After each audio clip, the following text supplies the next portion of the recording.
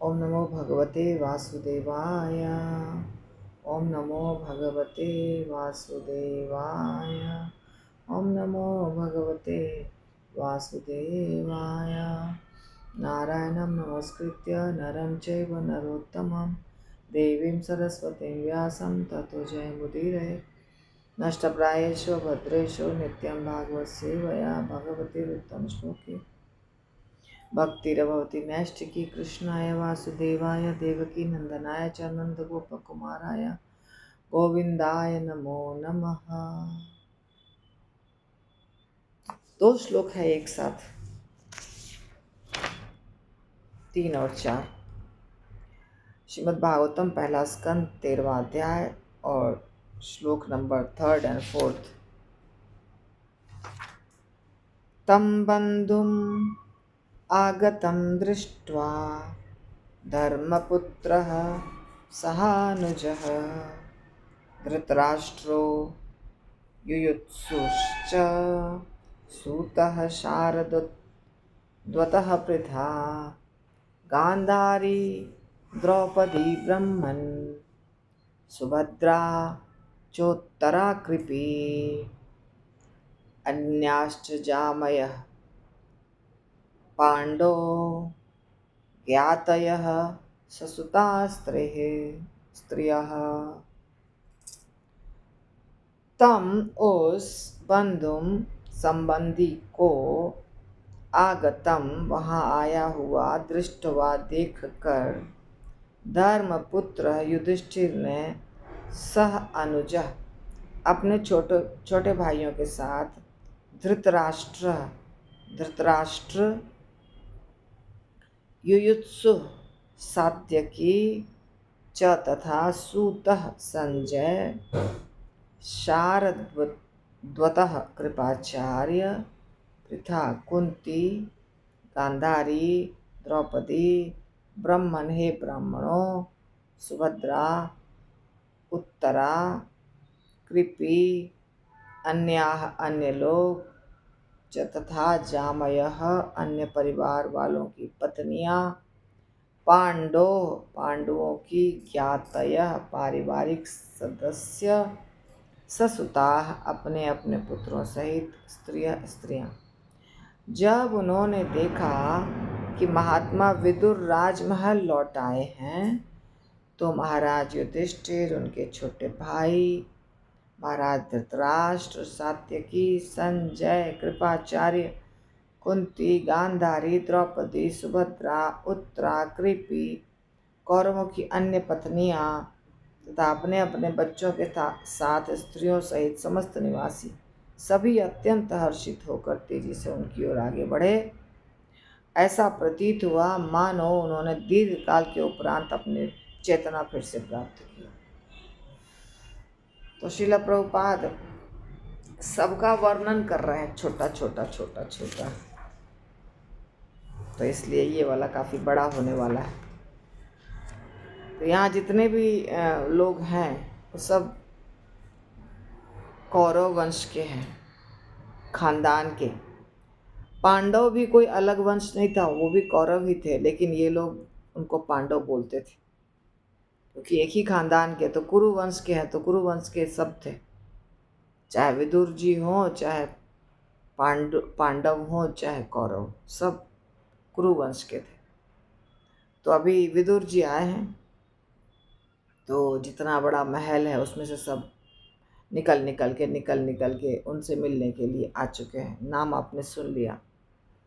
तो श्रील प्रभुपाद बताते हैं गांधारी कौन थी। गांधारी के बारे में विश्व के इतिहास की आदर्श सती महिला गांधारी को सती कहा जाता है, अच्छी चेस्ट वुमन कहा जाता है। ये कौन थी? गांधार के राजा की पुत्री। अभी गांधार कौन सा देश है? Kabul, Muslim country. काबुल का एक स्थान है, इसका नाम है कंदहार। वही था पहले गांधार, कंदहार है अभी इसका नाम, और वो काबुल में पड़ता है। पहले पूरी पृथ्वी एक ही देश था जिसका नाम था भारत। तो ये वहाँ पे एक राजा थे जिनका नाम था सुबल, उनकी पुत्री थी। उन्होंने गांधारी ने शिव जी की आराधना की थी जब वो कुंवारी थी। तो करती हैं हमारे देश में स्त्रियाँ, मतलब लड़कियाँ करती हैं शिव जी की आराधना, तो करती थी। और शिव जी को प्रसन्न किया उन्होंने। प्रसन्न करने के बाद शिव जी वरदान देते हैं, तुरंत दे देते हैं। आशुतोष उनका नाम है, आशुतोष। आशु मतलब होता है जल्दी, तोष यानी संतुष्ट हो जाना। शिव जी बहुत जल्दी प्रसन्न हो जाते हैं। भोला बाबा बहुत भोले भाले हैं। तो शिव जी प्रसन्न हो गए तो इन्होंने वरदान मांगा। क्या वरदान मांगा? मुझे 100 पुत्र प्राप्त हो। 100 पुत्र प्राप्त होने का वरदान मांग लिया। और धृतराष्ट्र से इनकी हो गई सगाई, एंगेजमेंट। धृतराष्ट्र जन्म से अंधे थे, लेकिन जब गांधारी को पता चला कि मेरा जिससे विवाह होने वाला है वो जन्म से अंधे हैं, तो इनको लगा कि यदि मेरे पास आंखें रहेंगी, अहंकार भी हो सकता है मुझे, या फिर पति को बुरा भी लग सकता है। तो पति के बराबर बनने के लिए उन्होंने पट्टी बांध लिया अपने आँखों पर। तो इसीलिए भाई को लेकर गई ससुराल। सारा कार्य करना है ना, और अंधी बनी हुई हैं। ससुराल में सब लोग नए रहेंगे, कैसे गाड़ी चलेगी? तो मार्गदर्शन के लिए शकुनी को लेकर गई। और शकुनी के बारे में तो आपको पता ही है। तो उस समय गांधारी उस समय की बहुत सुंदर कन्या थी। सारे गुण भी थे उनके अंदर, इसीलिए पूरा कुरुवंश उनको बहुत सम्मान देता था, आदर देता था। लेकिन प्रभुपाद कहते हैं स्त्रियों में थोड़ी दुर्बलता भी होती है, थोड़ी कमज़ोरी भी होती है ना स्त्रियां। सच बात है, स्त्रियों में थोड़ा कंपटीशन बहुत थोड़ा ज़्यादा मात्रा में होती है, किसी में थोड़े कम मात्रा में होती है। तो प्रॉब्लम ये हो गया कि कुंती को पहले हो गया पुत्र। तो कुंती को पुत्र हुआ तो गांधारी को लगा बुरा, ईर्ष्या होने लगी। तो जब युधिष्ठिर महाराज का जन्म हुआ, प्रथम पुत्र, तो गांधारी को बहुत क्रोध आया। अब वो गर्भवती थी, वो भी गर्भवती थी और कुंती भी गर्भवती थी। तब गांधारी को क्यों क्रोध आया? क्योंकि धृतराष्ट्र बड़े हैं तो अंधे हैं, अंधे होने के कारण राजपाट नहीं संभाल सकते हैं। तो पांडु राजा हैं, पांडु नॉर्मल थे तो वो राजा बने थे। तो कम से कम मेरा पुत्र तो बड़ा हो, तो पुत्र फिर राजकुमार बनेगा, है ना। पुत्र भी छोटा हो जाएगा तो मुसीबत हो जाएगी। इसीलिए बहुत क्रोध आया और अपना जो उनका जो गर्व था, बाहर से ही उसके ऊपर बहुत प्रहार किया गुस्से से। तब जब प्रहार किया तो गर्भपात हो गया। गर्भपात था तो गर्भपात में क्या निकला? एक मांस का पिंड। एक अभी पूरा मैच्योर नहीं हुआ होगा बच्चा नहीं हुआ था, तभी तो नहीं हुआ ना बच्चा को होने के लिए, जो बड़ा होने के लिए टाइम लगता है, वो नहीं टाइम हुआ था। इसीलिए बच्चा नहीं होकर के एक मांस का पिंड हो गया। तो मांस का पिंड जन्म ले लिया, कोई बच्चा नहीं। तो व्यासदेव जी को पता चला, और व्यासदेव जी तो सबको मानते थे ना। अच्छा, तो व्यासदेव जी ने कहा, उनको सब पता भी था, दिव्य दृष्टि। तो उन्होंने कहा इसको 100 टुकड़े में बांट दो। तो 100 टुकड़े में बांट दिया। और 100 धीरे धीरे धीरे धीरे 100 टुकड़ा एक एक बच्चा बन गया।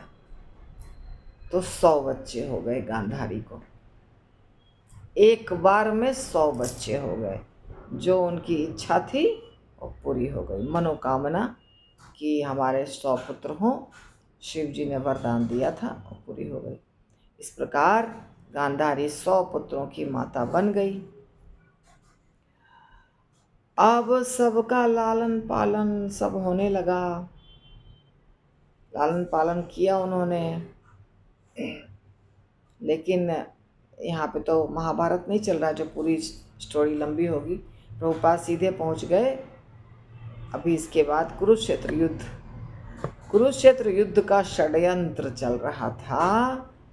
तब वे पांडवों से युद्ध किए जाने के पक्ष में नहीं थीं, बल्कि उन्होंने अपने पति धृतराष्ट्र को ऐसे बंधुघाती युद्ध के लिए लांछित भी किया था, क्योंकि वो अच्छी स्त्री थी ना, सती थी। थोड़ा सिद्धांत तो उनके पास था कि गलत क्या है सही क्या है। इसलिए वो नहीं चाहती थी ये सब जो गलत तरीके से षड्यंत्र करके पांडवों को हराया जा रहा है, जबरदस्ती युद्ध करने का माहौल पैदा किया जा रहा है। तो युद्ध होगा तो सबके बच्चे मरेंगे, ये तो किसी भी व्यक्ति को पता है। युद्ध में एक पक्ष का आदमी कभी नहीं मरता, दोनों पक्ष के लोग मरते हैं, कहीं ज़्यादा कहीं कम। नुकसान तो दोनों पक्ष का होगा, और उसके बाद उसका असर बहुत लंबा होता है। गरीब हो जाते हैं लोग। दो देशों के बीच में युद्ध होगा तो दोनों देश बर्बाद। दो परिवार के बीच में युद्ध होगा तो दोनों परिवार बर्बाद। दो भक्त के बीच में युद्ध होगा तो दोनों भक्त बर्बाद। ये बात आप याद रखिए सब लोग। युद्ध जो है डिस्ट्रक्शन है, उसमें हमेशा बर्बादी होती है। और प्रेम से रहने से हमेशा सबका साथ सबका विकास, सबके साथ। गुरु महाराज हमेशा कहते थे कि सबसे मिलजुल कर रहो, हमेशा सबसे मिलजुल कर रहो। हमेशा गुरु महाराज ये बात हम लोग को शिक्षा देते थे। बहुत ज़रूरी बात है। तो ये तो कलयुग का लक्षण है। लड़ाई तो होना था, लेकिन गांधारी को पसंद नहीं था। तो उन्होंने कहा बंधुघाती युद्ध मतलब अपने ही घर में अपने भाइयों के बीच युद्ध। कितनी गलत बात है। वे चाहती थी कि राज्य को 2 भाग में बांट दिया जाए और पांडु पुत्रों और अपने पुत्रों दोनों को एक एक भाग दे दिया जाए। ये गांधारी का विचार था। नहीं माना किसी ने। और उनका गांधारी माता का स्वयं का भाई इतना बड़ा बदमाश था, शकुनी। तो मायके वाले जब आते हैं ससुराल में तो बर्बादी होती है। ये बात देखा गया है। अगर शकुनी नहीं रहता तो इतना बर्बादी नहीं होती, क्योंकि बचपन से ही दुर्योधन के दिमाग में उसने विष भरा था। सच बात है। अपने बच्चों को गलत शिक्षा दीजिएगा तो बच्चा सिर्फ अपना नुकसान नहीं करेगा, पूरे खानदान का नुकसान करेगा, पूरे दुनिया का नुकसान करेगा, देश का नुकसान करेगा, और जहाँ जाएगा नुकसान ही नुकसान, नुकसान ही नुकसान। किसी के शरीर में दिमाग में यदि जहर भर गया है तो वो क्या करेगा बताइए। सांप क्या करता है, काटता ही है ना सबको। तो यदि बच्चे के दिमाग में नफ़रत भर दिया जाएगा तो बच्चा सिर्फ पड़ोसी का नुकसान नहीं करेगा, अपना भी नुकसान करेगा। और वही हुआ रिजल्ट। तो नहीं माना बात किसी ने इनका।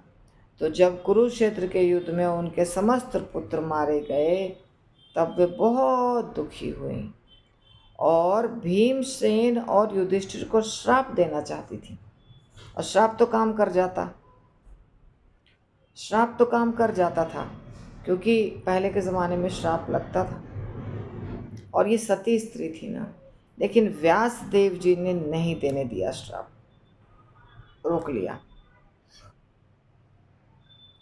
तो भगवान कृष्ण के सामने दुर्योधन और दुशासन दोनों, जो वैसे तो सारे पुत्र थे पर ये ज़्यादा प्रिय पुत्र था, तो बहुत रो रही थी, विलाप कर रही थी। तो भगवान क्या करेंगे, भगवान तो शांत बना देंगे, भगवान को तो पता ही है सच्चाई। वे कर्ण की मृत्यु से भी दुखी थी और वो कर्ण के लिए भी भगवान कृष्ण के सामने रोए थे। जो कोमल हृदय का होता है वो किसी की भी मृत्यु पर दुखी होता है। तब व्यास देव जी ने उन्हें उनके मृत पुत्रों को दिखलाया। मतलब दिखला सकते हैं ना, बहुत बड़े आचार्य हैं तो उनके पास दिव्य दृष्टि होती है, वो बहुत कुछ कर सकते हैं। जिनकी बाद में स्वर्ग लोक में उन्नति हुई, तब उन्हें सांत्वना प्राप्त हुई। हाँ, मतलब उनके मृत पुत्र स्वर्ग गए। युद्ध भूमि में लड़ाई करते करते मारा जाने वाला व्यक्ति स्वर्ग जाता है, ये स्वयं भगवान कह रहे हैं भगवत गीता में। तो उनके पुत्र भी स्वर्ग गए। जब देखा कि मेरे पुत्र स्वर्ग जा रहे हैं तो शांत हो गए। तो गंगा के मुहाने के निकट हिमालय के जंगलों में अपने पति के साथ उनका देहांत हुआ। वे दावाग्नि में भस्म हो गई, अंत में जल कर मरी। अब इसके लिए महाभारत पढ़ना पड़ेगा, डिटेल जानना है तो महाभारत पढ़ने में बहुत टाइम लगेगा, लेकिन उसमें वर्णन है। युधिष्ठिर महाराज ने अपने ताऊ और ताई का अंतिम संस्कार किया।